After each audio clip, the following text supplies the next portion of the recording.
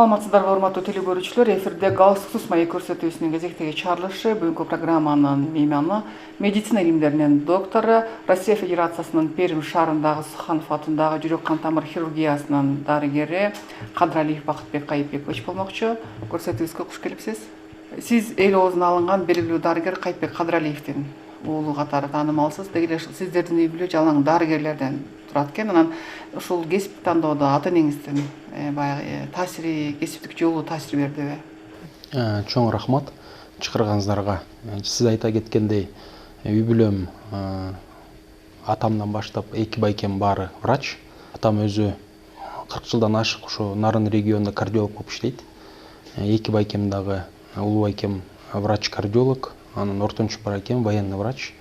Анын өзүм азыр сиз айта кеткендей Россия шаарында Пермьде кардиохирургия боюнча кызматташып жатам.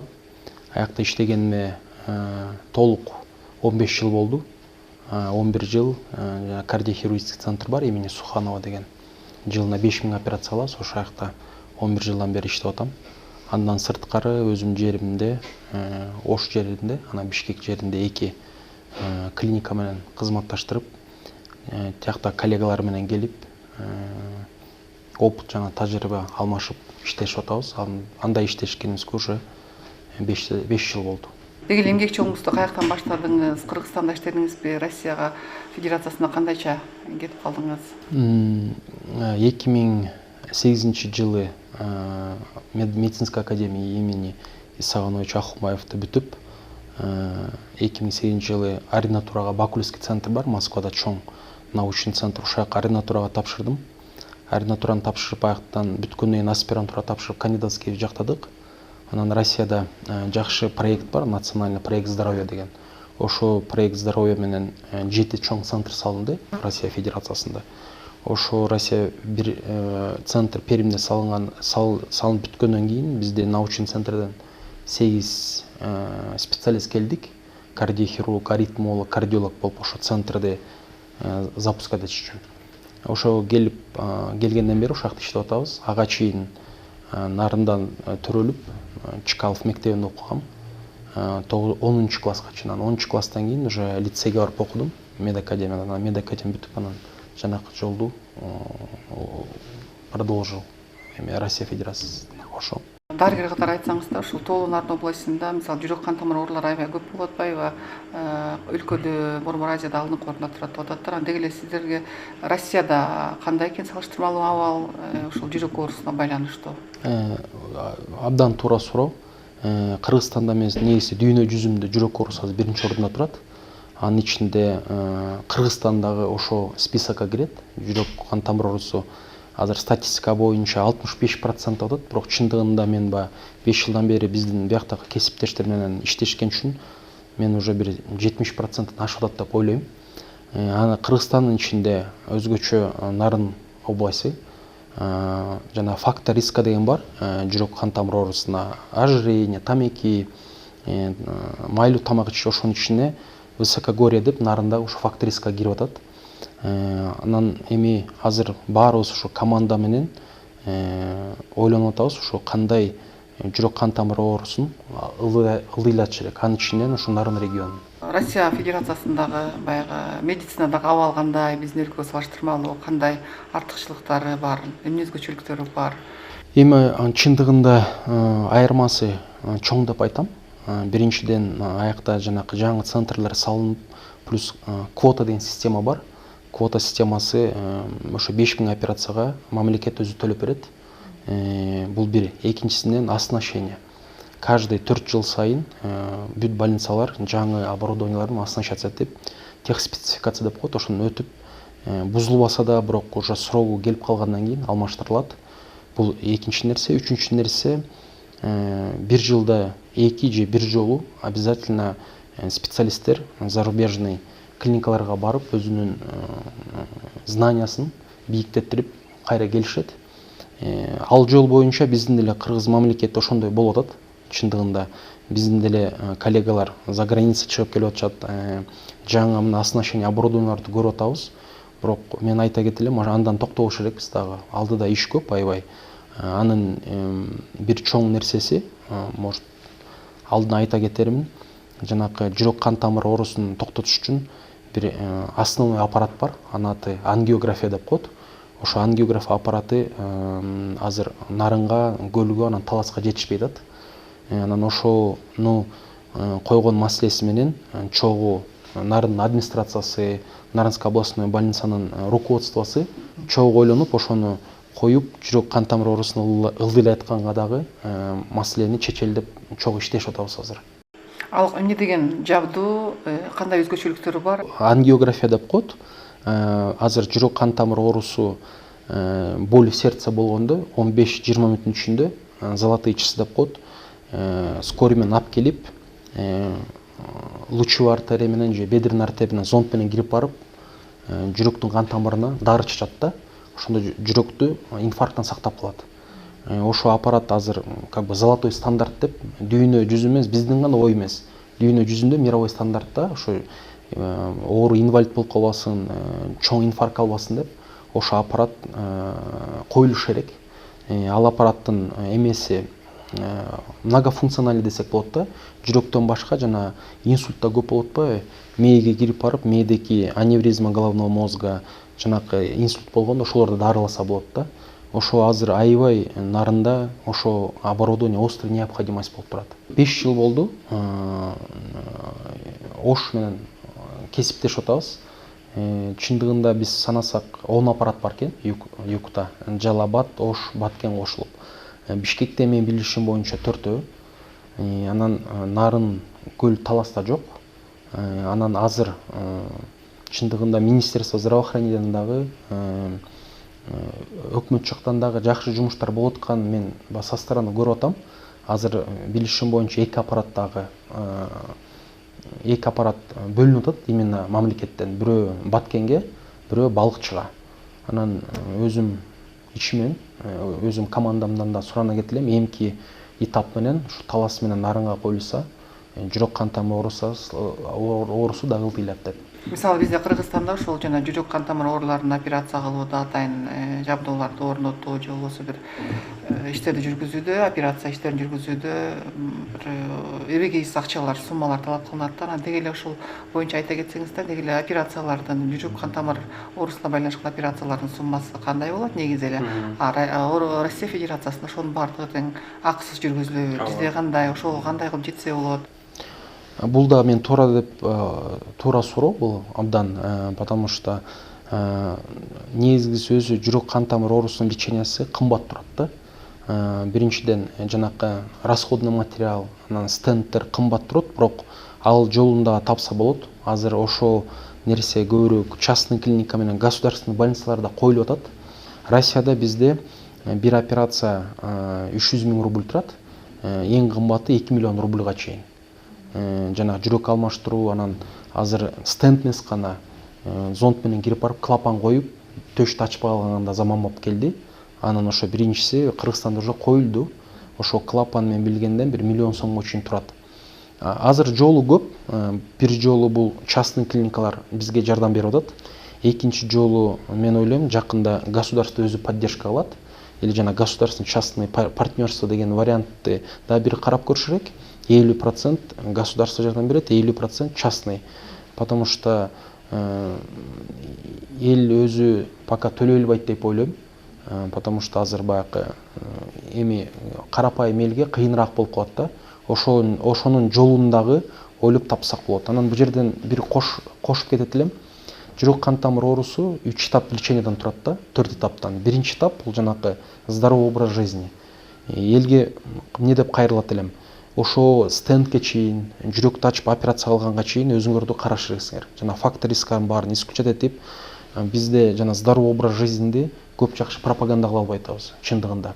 Эртең менен мына азыр жумушка бир коллегамды жеткизип келатсам, 6:30-7-де велосипед менен бир 30 киши турист өттү, жалаң иностранецтер.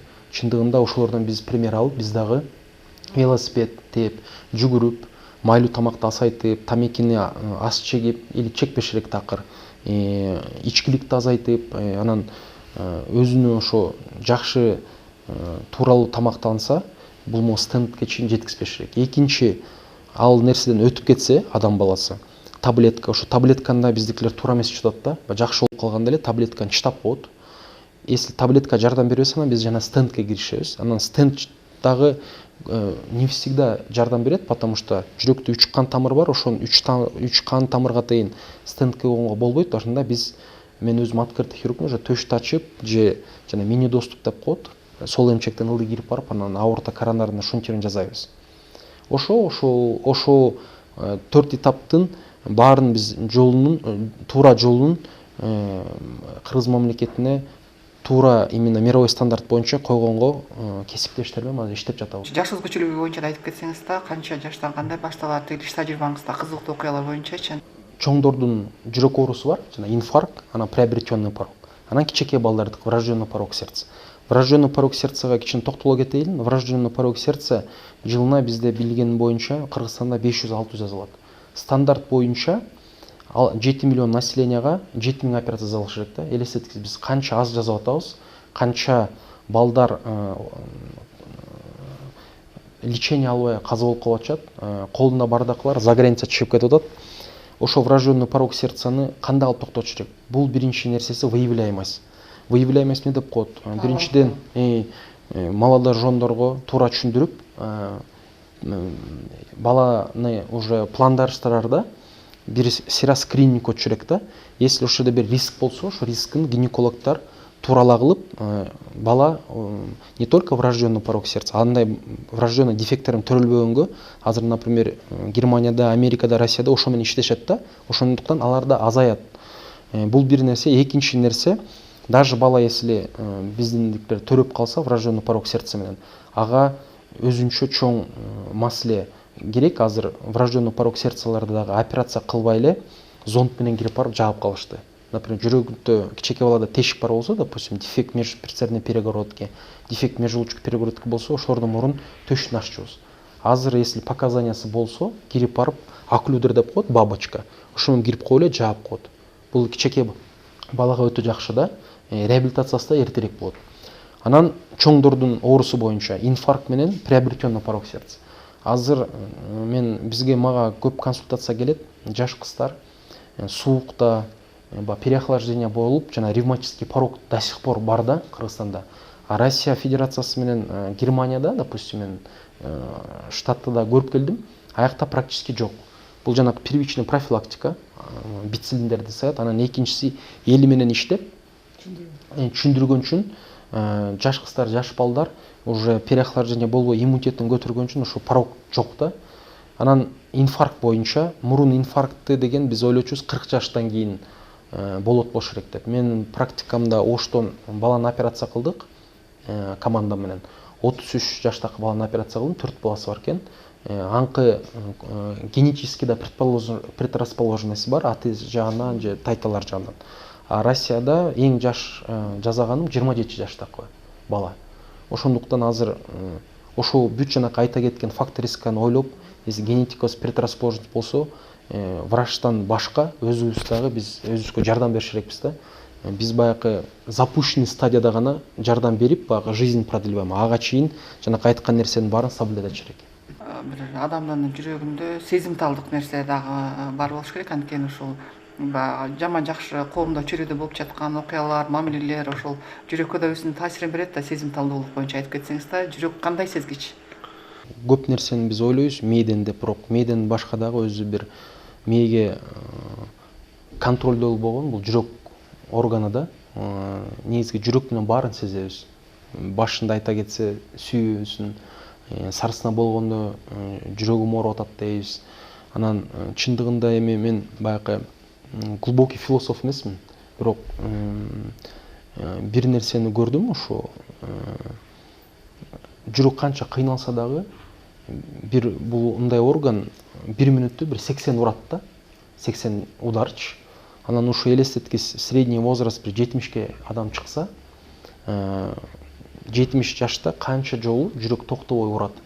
Анан даже жана инфаркттан инфаркт алып, порок болгон күнү дагы мен эми сизди сурооңузду түшүндүм, бирок как кардиохирург айта кетейин, жүрөктү ачканда таң калам да, уже насколько өзүнүн эмеси күчү бар, что ошо өзүнө өзү жардам берип, кишини дагы алып жүргөнүнөчү, пока биз кирип эметкенче ошо жана гипертрофия деп коет, давлениясы 200 менен жүрө бергенде жүрөк кандай условияга, допустим, нормага даярдалган 120 давленияга, а киши давлениясын контролировать этпей 200 кылып жүрө берет, ошо 200 давленияга жүрөк уруп булчуну көбөйүп кете берет.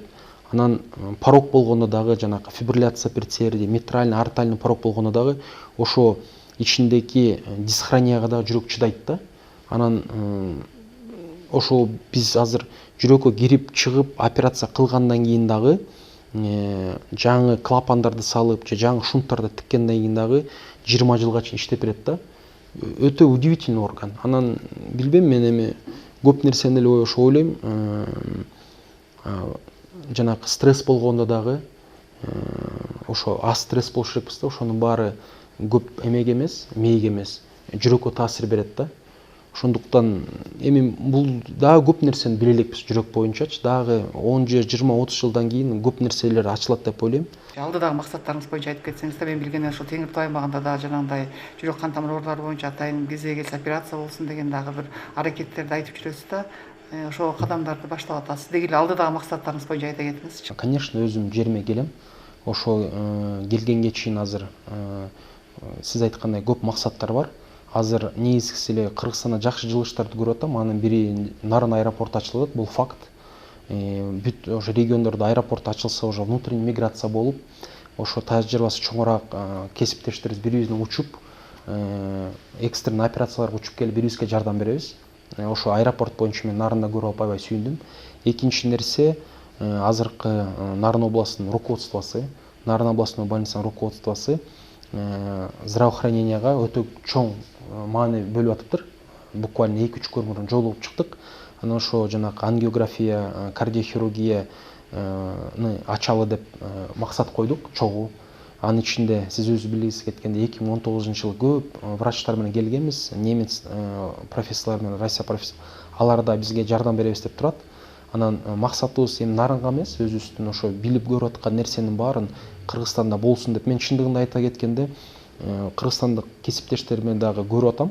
Ушундай условияда ошо заманбап нерсе болуп аткан баарын киргизип атышат. Анын ичинде биз дагы чогуу жардам берип атабыз. Анан жакында мен ойлойм, ошо ближайший 5 жылдын ичинде аябай чоң прорыв болот. Прорывтар бар биздечи, бирок жыл сайын, жарым жыл сайын дүйнө жүзүндө көп нерсе алмашып атат да. Любой областьта, сферада, юриспруденцияда, образованияда, IT технологияда, здравоохраненияда, анын ичинен ошонун баары туура болуп аткан үчүн астыга жүрүп атат. Ошонун баарын биз жетишип, бияка алып келип, киргизип, элге жардам берип, жана эртерээк сактап калган маселесин максат койдук. Буюрса ошо иш ашат деп ойлоп турам. Эми жеке жашооңузга өтсөңүз да, үйлөрүңүз жөнүндө маалымат бере кетсеңиз. Ошо үйлөнгөнүмө 1-2 жыл болду. Ага чейин баягы кесиптештерим айтып койчу, кардиохирургия эле үйлөнүп алган болуш керексиң деп. Анан үй бүлө жакты да унутпайбыз. Бул эми үй бүлө жактагы тыл деп коет эмес, поддержка берип атат. Анан өзүм негизги жеке оюм ошо баарыбыз үй бүлөбүздү да бекемдейли. Ошо үй бүлөдөн да көп стресс болот. Ошо адам баласы үй бүлөсүндө стресс албаса дагы жүрөк оорусу азаят. Бул дагы бир фактор деп мен өзүм ойлойм да. Бизге бөлүнгөн убакытта соңуна чыгып бартат. Сизге эркин микрофон, жалпы телекөрүүчүлөргө кайрылууңуз. Чоң рахмат сиз чакырганыңызга. Бүгүн өтө толкунданып турам. Именно ошо өзүмдүн малый родинамда ушундай интервью берип атканыма бул бири. Экинчиден ошо өзүм жердештериме, кыргызстандыктарга, өзү нарындык туугандарыма биринчиден жана айткан нерсемди кабыл туура алгыла, жанакы здоровый образ жизни деген. Экинчиден буюрса колубуздан келген баарын здравоохранение жардам беребиз, анын ишке ашырабыз деп ойлойм. Силердин поддержкаңар менен оорубаңыздар, өмүңөр узун болсун, жакшылыктарда эле жолугуп жүрөлү дагы. Анан буюрса бүт жакшы нерселердин баары ушо Нарын регионуна кирсин деп каалайм. Бизге келип айкырганыңызга чоң рахмат. Ишиңизде ийгилик болсун. Рахмат. Урматтуу телекөрүүчүлөр, сиздер галстуксуз маек көрсөтүүсүнүн кезектеги чыгарылышына оттукташ болдуңуздар. Бүгүнкү көрсөтүүнүн мейманы медицина илимдеринин доктору, Россия Федерациясынын Пермь шаарындагы Суханов атындагы жүрөк кан тамыр клиникасынын дарыгери Кадралиев Бакытбек Кайыпбекович болду. Кайрадан эфир аркылуу амандыкта көрүшөлү. Сак саламатта калыңыздар.